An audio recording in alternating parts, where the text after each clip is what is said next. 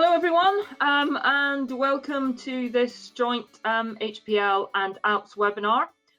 Thank you for joining us today, first of all, and there's a lot of you with us this morning or this afternoon, and really delighted today to be with Simon O'Connor as part of this first joint webinar with Alps and HPL. So my name's Sue, and I lead the education team at Alps.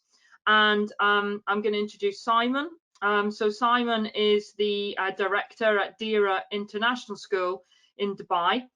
Before that, you were the principal of Jumeirah College, also in Dubai. And at Jumeirah, you worked on achieving HPL world-class accreditation, hence the link. And also, you've been involved in outreach work for HPL.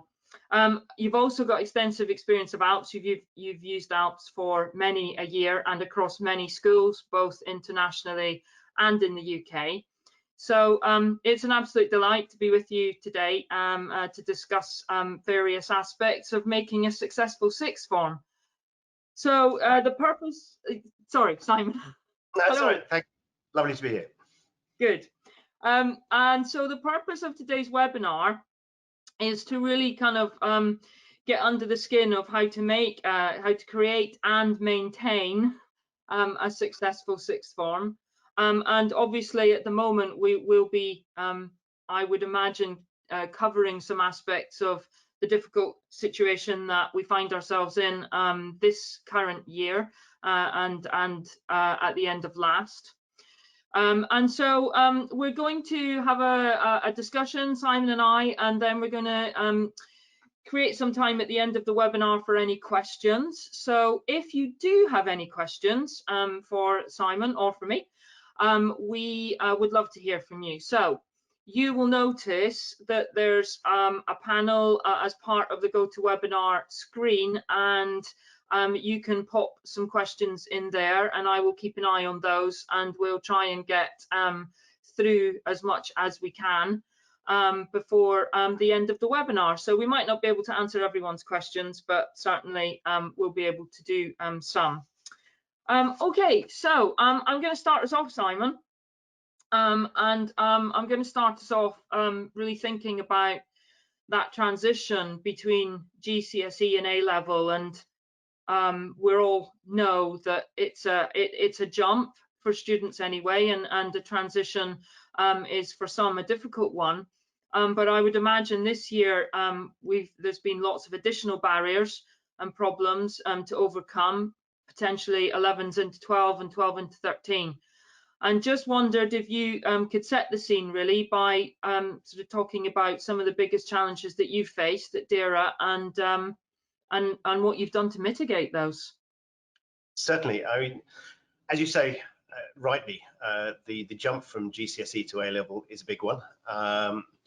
I always used to say, so my background previously to being ahead was as a history and politics teacher, and I always used to say in those days that I had about 5 weeks to get students to look at their GCSEs retrospectively and to be able to look back and sort of see them as a really quite straightforward GCSE and exam in comparison to what they were doing now. It's a very quick jump, and I think some students come onto an A-level course thinking that once they've made that initial transition, year 13 will be much the same, and I actually think the jump between years 12 and 13 is probably bigger than 11 to 12. So it's a very steep learning curve for students in normal times. Obviously this year has been even more extreme, and I think, I mean, just for those people listening, to explain that what are the circumstances in Dubai, because obviously we're all going through the pandemic, but local rules will apply. So here in Dubai, the whole of term 3 last year was done distantly, so all schools were closed.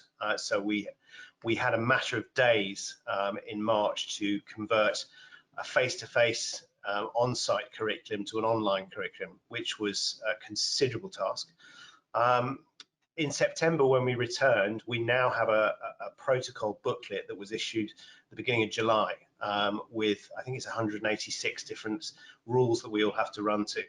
But the implication of that, the sort of on the ground reality of that, is that staff at Deira are, whenever they do a class, they will be teaching 3 different groups. So they will have the students that sit in front of them, who will all be wearing masks and will all be socially distanced, so a minimum of 1.5 meters, but ideally 2 meters apart. To facilitate that with the numbers, because obviously you can't get the same amount of students in a room that you could have done historically, they will have a second group that are ideally next door, who are online but doing the same work. So you've got group 1 in front of you, group 2 next door, online. And then we have about 28% of our students across the school who will be staying at home, which we have to offer. So they will be completely online and they won't be attending school, which is just a phenomenal ask for any teacher. We've all trained and used to that reality of being able to walk around the class. They can't do that anymore. They have to stay at the front of the class. So it's a massive, massive ask, and it's really, really challenging. In terms of transition, therefore, the students in year 12 will have spent term 3 at home, distance learning, and obviously, therefore, there will be impact on their learning during that time. But there's not a seamless delivery as best we can do. And I have to say, all credit to my staff, because they are doing phenomenal things every single hour, every single day to try and maintain the standard of education that is going on. But picking up those gaps is a big ask. We actually did so at Deira, we're an IB school in the sixth form. And we actually did a mock exam for both our, an initial assessment, I suppose it's a better term to put it, about a month into the year. Just to really find out where they were, because our year 13s, of course, will have had, I think actually the impact on year, so if you're looking at GCSE, the current year 11s and the current year 13s is probably bigger than it is on the current 10 and 12 because of that gap. If you're in your GCSE term, ideally the courses will have finished by the Easter spring break, and therefore obviously there's revision and exam preparation that would have gone through, but that for the current year 11 and 13, that would have been a really significant part of their courses being learned. So we did do some assessments to establish where they were, and it's not a surprise that there are gaps. So it's been very intense, it's been very challenging, and I think students are also in both Key Stage 4 and Key Stage 5 suffering from the uncertainty of what's going to be happening this summer. We're all very optimistic with the news in terms of the vaccines that are available, but I was talking to a parent this morning asking what will be the situation, and it's not great to have to say, look, we don't know. I think the indications are at present that exams will carry on, but we can't say that with any certainty. So yeah, it's been really challenging. I think the other way of looking at it is, and this isn't a comment simply about Deira International School, it's about schools, frankly, across the world. What is being achieved is absolutely remarkable. Just on terms of school organisation, we have 1,700 students at this school, and we're FS through to year 13. But 2 weeks ago, we had 32 staff that were either ill as a consequence of the pandemic, a very small number actually, but close contacts took out the rest. If you'd said to me a year ago as a head, you will have to run your school with 30 staff off, that would seem nonsensical. And yet they've stepped up, they are doing it, and they're doing an amazing job. So yeah, it's been a fascinating term. Yeah. Thank you. There's a few questions starting to come in, and I'll just try and tie them in with sort of our discussion. And, so thinking about, with the year 12s starting and thinking about that transition from 11 to 12, there's a lot of them at the moment who are sitting at home or sitting in the classroom next door, clearly, not with a member of staff in front of them, and having that close contact with a member of staff in terms of the little bits of support that as a teacher you can just sometimes feel a student struggling with, or certainly see it in various different ways. So how are your staff, and how are you coping with that in terms of their independence as learners, and helping them to become those independent learners that they're really being forced to be at the minute? Well, I think if you take it back to the concept of this discussion in terms of successful sixth forms, what you are trying to do is to develop that independence, to develop that self-guiding mechanisms within students so that they are actually the best supporters themselves, if that makes sense. So I think all sixth forms are set up to do that to a greater or lesser extent. Technology has played a huge role in this.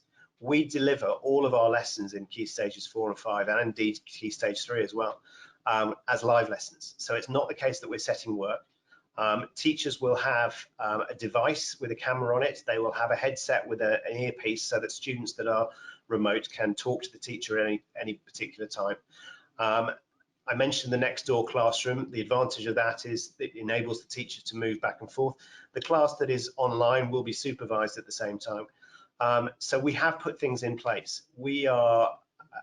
I'm very lucky to work with a very forward-looking, technologically savvy bunch of staff. We use Microsoft to the fullest extent possible. So we use Teams as our communication sort of hub, very much using OneNote with some really advanced use of that. So that we ensure as best we can that is there, but I'm not going to pretend it's the same. It's a hell of a lot better than it was where everything was remote. One of the things I think we missed in term 3, all of us, is that feel, that vibe you get as you walk through the school. Walking through an empty school, irrespective of whether it's in a lockdown time or whether it's in the evening. Schools without children are strange places. So it's doing the best you can. We've made sure that we've got comprehensive pastoral support for students. The well-being issue, I think, was within sort of 36, 48 hours of going into the lockdown scenario, that became very quickly the massive focus. Initially, you're thinking about how we get the curriculum online, but it's how do we support the students? How do we have that wraparound care? How do we have the facilities that when they are at a distance, we can still support their well-being? Because I'm sure all the colleagues watching this will know that was the big issue. That remains the big issue, is supporting the students' well-being.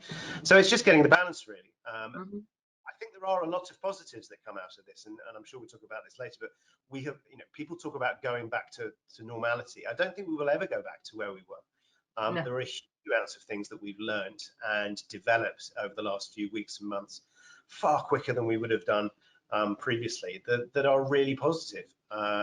Will we ever go back to a time of face-to-face parents' evenings? I really don't think we will, as one small example. So there have been a lot of positives, but yeah, it's using the technology so that we can have that constant communication, both in a collective sense, but also the individual sense as well, to support the students has been a real thing. Great, thanks.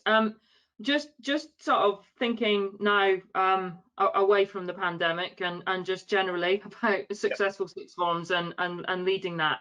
And I'm thinking there's a few questions coming in about that independent learning and allowing students to plug their own gaps in their learning and things like that. And just wondering whether you can sort of talk about your experience through some of the HPL work that you've done. And we talked before, Simon, just before we started this webinar, about some of those skills just being absolutely paramount to successful schools and successful sixth forms, and just wonder whether you can take us through some of that work that you've done with sixth formers and that sort of philosophy of high aspiration. Yeah, so I mean, to give the background to me and HPL, I've been a fan of Deira, and for those that don't know, Deira is the architect, I suppose, of HPL. It was her educational research that initially led to the pedagogical framework that HPL puts forward, and her understanding of the need for challenge, these explicit skills, what HPL would term the advanced cognitive performance characteristic, the ACPs, and the values, attitudes, and attributes. Essentially, that's how students think and how we can help them to think, and how we expect them to behave. And I've long endorsed that. And they really do help students to develop those skills. To summarize, in a sort of a very quick way, these are all the skills that I think we teach anyhow, which sounds like I'm dismissing HPL, but it's absolutely not the case. But if you take one of them, for example, the ability to empathize. As I said, I'm an historian. Empathy is an absolutely required skill for historians. But when I've introduced this to schools, I've frequently said, are your students empathetic? And largely the response to that is yes, they are. But then ask the next question is, do they know they're empathetic? Do we actually make it clear when they are using empathy and how they can use it better? And the answer to that is often some of the time. But then if you take that further and say, okay, so having established this understanding of empathy, Do the students understand how empathy will be useful to them for the rest of their lives, how to empathize well, how to use it in different scenarios? Because it's such an important element of not just classroom-based or qualification-based learning, but it's a skill that they need to utilize for the rest of their life. And the answer is invariably no to that. That, for me, in a nutshell, is what HPL does. We recognize these skills, and nothing that HPL does is going to be a term that no one's heard before. So it could be the use of strategies, it could be the recognition that hard work is important. Do we embed these in our students? Yes, but I think historically we've done this kind of unwittingly, and certainly without the students necessarily understanding that they're doing it. We use strategy in classrooms all the time. We give students problems. But do we at the end stop and say, okay, you've just been strategizing in order to do this. How could you have strategized better? How could you have utilized the time that you had to put a better strategy in place? And it's taking that and making it more explicit. Reflection is another really important one. We all, as teachers, we all know the value of reflection, both in our students, but also in ourselves. But has anyone actually taught people how to reflect effectively? And I suspect the answer to that is no. And that, for me, is what HPL is all about. There are these wonderful set of elements that actually, if we can make more explicit, the students benefit from it so much. And it really does advance their learning dramatically. When I was at Jumeirah College, when I first arrived at Jumeirah College, we were an outstanding school, and we had very good results. But the impact of introducing things such as this increased our top results dramatically by approximately 50%. And what was interesting as well, and this is absolutely the sort of foundation upon which HPL is based, we looked at the inclusiveness, I suppose, the extent to which top grades were achieved by all. When I was at school, an A grade in A level, and just to point out there were no A stars at that point, but it was seen as the preserve of the few. It was the scholars, they got the A. HPL is founded on the understanding that all students can achieve high performance, hence the name. It doesn't necessarily mean that they will necessarily get it by the end of their school career, but students can achieve. Interestingly, and I think absolutely rightly, really does reject the concept of talent, that students are born with a set amount of abilities, but also myth busts this concept that you learn up until a certain age and then you don't. We can learn all the way through our lives, and we can all perform highly. So if you set that culture in place, it is incredibly powerful. Now, to bring it back to what you were saying about independence, if you actually start instilling, and I worked for a company at Jumeirah College called GEMS, and they have schools across the UAE. So we were introducing HPL both into secondary contexts like Jumeirah College, but also into primary school, teaching a 6-year-old the value of empathy and understanding of metacognition. You might not use that term, but to get them to think about how they think was really interesting, because what you started seeing is waves of students coming into the secondary section that already had an understanding of these values. So it is incredibly powerful. Ultimately, schools want, the ultimate ambition of a school is that students are equipped to thrive for the rest of their lives when we're not there, bluntly. And that's what HPL really does. So bringing it back to the question about sixth forms and the COVID context and things like that, if you've got these skills embedded, irrespective of the challenge that students are facing, they are equipped. It doesn't mean that they're perfectly equipped, and part of the journey with HPL is to establish this. And I think as well, clear, I'm a massive endorser of Deborah's work and the HPL values and things, but I think good schools do this, recognize that qualifications are a part of what we do, but it's about equipping students with a variety of elements, qualifications being one, social skills is another, but this skill set and these values that will serve them for the rest of their lives. So yeah, really important. And it's been interesting to see the impact of current circumstances on the development of those, because undoubtedly it skewed things that were there historically. But yeah, really, really powerful. Yeah, and through my time as a deputy head was that culture of aspiration. So I'm really picked up on that when you were talking just now about that culture of there's not necessarily a ceiling, and the A grade being the domain of the scholars, and And for me, one of the reasons I work for Alps now is because, you know, having used Alps through my teaching experience, I find that aspiration to be really powerful in being able to support students in believing that they could achieve that top grade, or, you know, as far as they want to go. And that concept of the minimum expected grade, it's just always a minimum. Yeah, Have you found Alps married well with that sort of HBL philosophy, or, yeah. you know, that culture? I mean, you've already referred to the fact Jumeirah College is and continues to be absolutely a very successful school, but I think a lot of the work that we did there in the last 7 years is predicated on those two elements. There's the culture, setting the culture and the expectation of students, but also backing it up with an insightful analysis of what is going on, and that's for me what Alps provided. One of the things, well, probably 12 years ago when I started using Alps, that really sort of drew my attention was the fact that it's aspirational. It's not based on the 50%, it's based on the 75th percentile, and making sure we get everyone above that. Now, inevitably, as a basic analysis would say, no, everyone's going to manage that by definition, but it's that aspirational element. We're not just trying to get people over the line, we're trying to get them up into the top echelons. And so, yeah, that aspiration element was a real draw to me.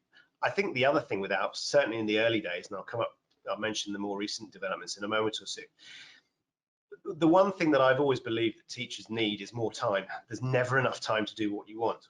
And one of the ways to create that time and the opportunity for teachers is to help all of us not waste our time on things that we shouldn't be doing.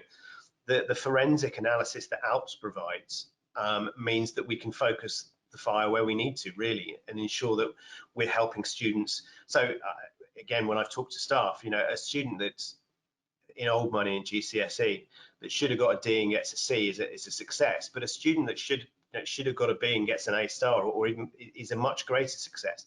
So it helps personalize that learning. It helps really focus that aspiration for all students to achieve. And it absolutely, as you say, minimum target grades. It really is about ensuring that students understand their next steps, where they should be, but is not putting a lid on it. Again, I've spoken a lot with staff about, you know, we try and help students, we try and remove expectations. I've always believed very powerfully that largely students will perform to expectations. If you expect a student will get nothing above a C, you can almost guarantee that they won't. If you take that away and say, this is where you are now, let's see how we get you to the next step, and whether that's a B or an A, but you don't stop. You stop at the end. You stop when there's no time left. You never see a student as essentially achieving what they can. There was some really powerful demonstrations of that at JC. There was a student I remember who at GCSE, and this person had some quite significant barriers to learning. He was on an inclusion register. In some circumstances, it may well have been, you know, if we can get him the 4s or the C grades, that'll do. We've done well. We didn't espouse that, but more importantly, he didn't believe that, and he kept going. And this person ended up with, again, to use old money, I think it was 3 A's, 4 B's, and a couple of C's, which was off the charts. But it was simply that, and most powerfully, what he believed was that he wasn't done yet. And we used Alps both at Key Stage 4 and Key Stage 5, and it's worth saying one of the first things I did when I got to Deira was to bring that in here as well, because it enables you to have that focus about where students are, what the next step is, and middle managers and senior managers, it gives complete clarity as to where students are. So yeah, really, really powerful as well. Yeah, thanks for that. I'm noting the time, so we've got a short webinar today, so there are some questions coming in, Simon. So I'm gonna just throw some at you, if that's okay. And there's quite a few coming in about the gap idea of, you know, in the current situation, you've got gaps in your and you mentioned it. The biggest problem at the moment is potentially your year 11, year 13s, in the sense of they've missed a whole core part of their learning in that summer term. And so a lot of people are asking what strategies you're putting in place at the moment, and what your staff are doing to try and, one, plug the gaps, but also growing the confidence in the remaining time that you've got with those students. Yeah, and I would come back to that. we obviously watch, being from the UK myself and being a British curriculum school, we watch what is going on in the UK very closely. And I suppose we're lucky in the sense that despite the fact it was online, we did carry on with education, not without interruption, but we did have a term 3, we did have students attending every lesson, etc. So I'm sure that in some respects, as a consequence of that, we may be in a better position than others are. I think that the key to that is to assessing where students are. I mentioned at the beginning that we did an assessment, a set of exams for our IB students within the first 3 weeks of the year. I'll be candid, it wasn't terribly popular, but we needed to find out where they were. We needed to assess, and I've always believed that assessment is fundamental to ensuring that education is effective. We need to know what they don't know so we can address that. So having assessed that, it's a case of sort of redesigning the timescales that you've got and basically going back over it, putting on additional sessions if we can to support those interventions, to support those, to help students make up that gap, but really to maximize the time that we have available. One of the really tricky things at the moment, and particularly with British curriculum as opposed to necessarily IB, is still not knowing what the exams will consist of in the summer. So it's quite conceivable, and it will be incredibly frustrating if we discover that it's the case that we're preparing students for things that they might not actually remain in the curriculum within a few weeks. But hey ho, we deal with what we've got. But yeah, that's, for me, it's about constantly assessing, asking those questions, because obviously we're not just developing a knowledge base, we're developing the skills as well. So it's the repetition of that, and assessment for me is crucial. I would say as well, the big change for me with Alps, such a dramatic change, was the introduction of the Alps Connect, which obviously historically we would get 1, maybe 2, occasionally 3 reports a year. The fact that we can constantly feed that data into the Alps Connect in an incredibly easy way, so that we're constantly renewing the picture of where students are, is so powerful. And actually just the little things like the what if analysis, where you can actually say, okay, well, if a student gets to this, where would they be, etc. Having that tool to actually powerfully connect to the real-time experience of the students to really understand where they are is incredibly useful as well. So those things will help, but it's assessment. The reality of assessment is that it actually doesn't change anything, but it's making sure that your interventions are in the right place and really addressing the particular elements that students are lacking. And that leads on to a question regarding that sort of assessment, and the worry that your year 11s didn't have that, what some of us hate, but we all know is actually good, good training for them, in the sense of building them up to those GCSE exams in the June-July period. They haven't had that. So what kinds of things are your staff doing in order to ensure that they in a way are so used to that before the first time they sit down in front of one is potentially their A-level exam at the end of year 13? Absolutely the case. I mean, I mentioned that all students were dramatically affected by this. There's no question about that. Yeah, that lack of experience. I mean, we had done mock examinations, and we do those mock examinations as realistically as we possibly can, quite deliberately, right the way from year 10 onwards, actually. The full experience in terms of even down to the results day and the delivery of results at a certain time, so they get to understand how that feels and actually emotionally prepare themselves for that as well. So there was some preparation, but unquestionably, I mean, one of the things that students haven't had to deal with, the year 12s, is that extended study leave and how to motivate themselves and to continue working when they may not be at school. I know a lot of schools in the UK don't do study leave. That possibly has been done historically, but yeah, there's a whole range of gaps. Look, I'm not going to say we have the panacea for that. It's been a really tough term, and I think to a degree we're going to be solving things like this for several months to come. It's a bit making sure that we keep going at the moment. So yeah, but I think to simulate as best we can certain environments like that, we don't want to punish students. I mean, I mentioned the importance of well-being and things such as that, and ensuring that students are thriving, and if we simply impose a load of tests on them and exams, that's going to be completely contrary to that. But there are certainly some gaps that we haven't addressed yet. We haven't been able to. The simple fact that we've still got a lot of students that haven't actually been into school and been on site since February is a reality that we're still having to deal with. And like everyone, hoping desperately for the point in the not too distant future, I hope, when we'll get them back. However, I think realistically for this part of the world, we could be talking September before that happens. I mean, you know, there's an element of conjecture inevitably in that, but it's going to be a while yet. But even when they're back, to answer your question, there's still going to be things that we need to deal with, and that would be a good example of that. Yeah, absolutely. A couple of specifics, Simon, about intervention strategies and which intervention strategies you feel are the most effective in raising sort of student performance across Key Stage 5, especially for those that aren't where you want them to be. That's a million-dollar question, by the way. Good luck with this one. That's a million-dollar question. I'm not going to give you that. I'm going to write a book. Yeah. Yeah, right. I actually think one of the most effective ones is peer-to-peer support. Year 13s working with Year 12s, especially those that may not have been on track historically, able to talk to the students who may not be on track currently. I think that's very effective. We are doing additional classes and specific, rather than just for example, I don't know, a year 12 history class, actually, you know, really focusing in on, as I mentioned earlier, the gaps that have so specific intervention classes in relation to that.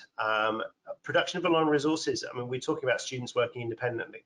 One of the first things I've always done is to remove the word free from a student's timetable, to turn it into an independent study, to really emphasize the fact that you may not have a class at this point, but you are expected to work during this time. So to utilize that time effectively as best we can as well.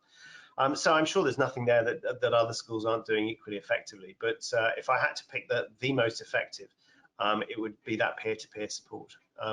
Another one that's really effective, actually, I think sometimes we can become overly bound by the curriculum. To actually establish student-led societies and things like that, where they can explore the subject at their own pace, in their own interest, but beyond the curriculum confines, is a really interesting one as well. Students in years 12 and 13 are inevitably and rightly beginning to focus on their next steps.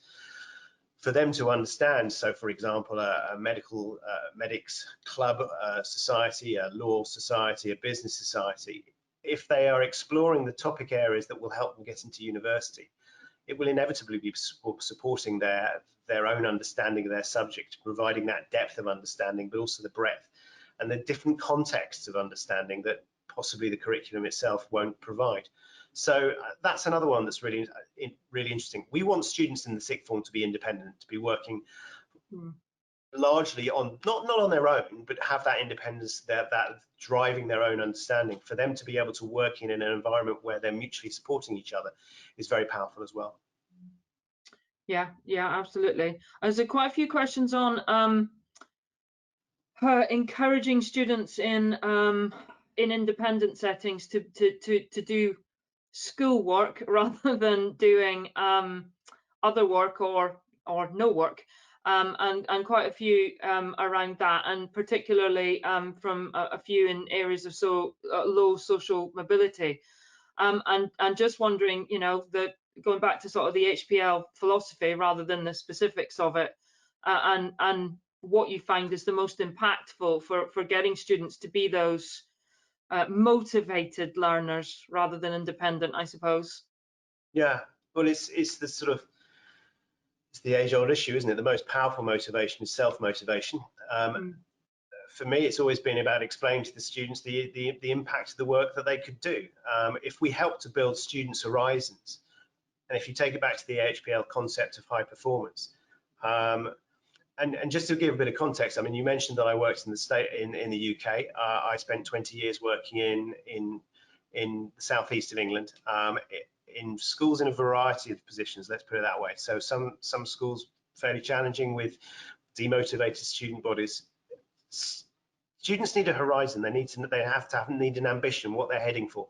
And I think it's about unpicking what that is and helping them to understand how this education will enable them to do that. Very few students, actually, if you sit and talk to them, will say that they're not interested in their future. And obviously, if that is the case, you know, that's a question in itself. HPL actually is, by its nature, ambitious. If we're saying that all students can perform highly, that is an ambition in itself, and it has consequences which are ambitious as well. So with that understanding, you actually generate really quite an aspirational community, but self-aspirational, and that aspiration can then motivate students themselves. So it is about culture. It is about saying to students, it's not just that you can high perform today or tomorrow, but you can be a high performer for the rest of your life. We talk a lot and really explicitly develop leadership skills right the way through the school. Because for a variety of reasons, I think leadership is a very complex skill set that needs to be developed. Let's face it, the world desperately needs better leaders to guide, the next 50 years. And often ask the question to students, why shouldn't it be you? So to create that culture where students are aspirational, we're not capping them at saying you will only be able to achieve X. HPL in this culture says you can achieve anything, and that sounds hackneyed. I do understand that, but actually, if you can instill it into the culture, it can become very, very powerful. There have been students in my experience in the last 3 or 4 years that have done things that I wouldn't have believed possible. I've got a student at the moment who's currently on an internship at NASA. You actually you remove the expectations, you take the glass ceiling away, however you wish to put it. That itself, that aspiration, that ambition, helps to drive a motivation in the students. Great, thanks. I think they do want you to write a book, Simon. Some of these questions coming through, like what's some of the most efficient strategies? What gets you the results fast in that sort of context of getting students into that independent and motivated mindset? Well, attached to that is really, really important. It's high quality teaching. Yeah. A very good friend of mine who was a head teacher once said, and it stayed with me, if as a school leader you can get every teacher to teach the best lessons they can and mark their books, you'd have the best school in the world. It's an unswerving focus on what is going on in the classroom, and that's not about oppression. That's not about saying, it's about supporting teachers to enable them to deliver the best lessons they can. I have yet to meet a teacher in over 25 years of teaching and working in schools that doesn't have the very best intentions for their students, that wants to produce best lessons. But it's also an understanding that you'll never deliver the perfect lesson, so we can all help everyone deliver better lessons. I see my role as a director, a head teacher, whatever you wish to call it, as enabling that to happen. That's the purpose of my job, is to help my teachers deliver the best classes that they can. So it is that absolutely constant conversation about how we can make teaching and learning better at the school. If you can put that in place, support the teachers, enable them, and as I said at the outset, they are doing amazing things at the moment, and they're not doing what they want to do, and I fully understand that. But if we can support their delivery, it's really, really powerful. And again, I come back to the Alps point. Alps helps them really focus on where they need to be. So it's not a tool with which to beat teachers. It's not about saying, why aren't you X? It's how do we help you high perform as well? Yeah. And how do you use that with your students? As in the specifics of Alps, do you talk to them specifically and explicitly about Alps? Absolutely, yeah. And to come back to the Alps Connect, it's got some great tools in it in terms of the target postcards and things like that. They need to be fully involved. They need to know where they are. They need to know what their minimum expected is. Every student should be able to tell you where they are at the moment and how they get on to the next level. That has to be a constant conversation. Again, it's about establishing culture for that to happen. But equally, no student should say, and this is where I stop. Yeah, okay. And I'm just conscious of time. We're running out of time. There's been lots of questions. I'm sorry we haven't gotten through them all, but I'm going with the book theme. And last one, Simon, 3 quick tips to support your staff. And I think that this is probably coming from the sort of confidence and anxiety levels and the just general horribleness of different. Okay, off the top of my head, number 1, regularly ask how they are. We frequently do what we call a temperature check. We ask our staff every couple of weeks to answer one question is required. So how are you out of 10, 10 being brilliant, 0 being awful, and we will pick up with staff on that. We ask them 2 things, 2 further questions which are optional. what's impacting your well-being at the moment, because that helps us get an understanding of the culture and the context to which staff are living in. And thirdly, is there anything we as a school can do to help? We ask them that regularly. I've always believed that teachers my age are naive to think that they understand what a 15-year-old believes. I think school leaders are equally naive to understand what teachers, especially in the current context, especially in an international circumstance, are thinking. So ask the question. That's the first one. Make sure you act on it as well. We discovered in lockdown that one of the things we could do was to help teachers with desk chairs, because they were all sitting at dining room tables working off computers. If we sent around a desk chair, that helps. And it can be the little things that you don't even occur to you. Second thing, make sure that teachers are properly resourced, so that we've made sure, I mean, one of the first things I did a few months ago was to make sure that the standard of device that every teacher had was up to spec, really, because the expectation that we've got of teachers now in terms of the distance learning and such has an increased tension on it. So we need to make sure that that's not a concern. And I suppose that really is the third point, is to try and use, I see my role as really the sort of the snowplow in front of teachers to remove as many obstacles as I can to enable them to do the best job they can. That was off the top. No, that's nice. It's a nice way to finish. A snowplow in front of teachers. Lovely. And students. Absolutely. Okay. I think we're probably, in terms of time, come to the end of the webinar. I say there's been lots of questions that we haven't quite gotten through. I did try to summarize as many as I could into kind of general themes there. So apologies if we didn't quite get to the nub of your question. But thank you for all the questions. Can I thank you, Simon, for a really informative session today. I hope that all of our viewers have found it informative. If you do out there want to know anything more about either HPL or Alps, go to the website, and the contact details are there, and we're always happy to talk you through various queries and questions that you might have.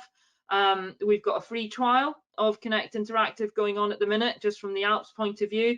So do visit the website. There's a sign up page, dead easy to sign up for that if you want to have a quick free trial of the Connect Interactive. But as of today, thanks, Simon. I really appreciate your time. I know it's very busy at the moment, and I really appreciate you taking the time out to do this webinar. To you and all of our colleagues listening in still today, I wish you the best for the next block of time up to the Christmas holidays and then beyond, and whatever that brings with it. And good luck. Thanks very much. I'm going to end the webinar now. Thanks very much, everyone, and have a great rest of the day. Bye now.